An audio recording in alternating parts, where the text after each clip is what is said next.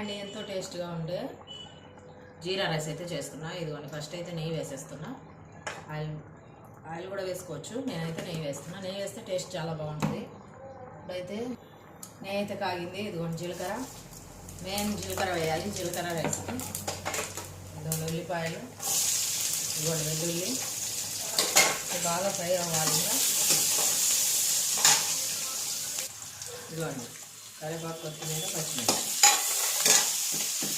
కొద్దిగా సాల్ట్ వేస్తున్నా.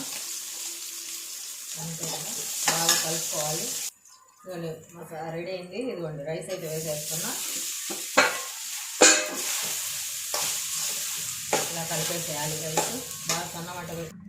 ఇదిగోండి జీరా రైస్ అయితే రెడీ అయిపోయింది చూడండి. ఇదేముంది అంతే. ఇంకా వేడి వేడి జీరా రైస్, ఆలు కర్రీ అయితే రెడీ అయింది. సర్వ్ చేస్తున్నా. గిన్నె ఎలా ఉందో చూడండి మీరు కూడా. ఓకేనా?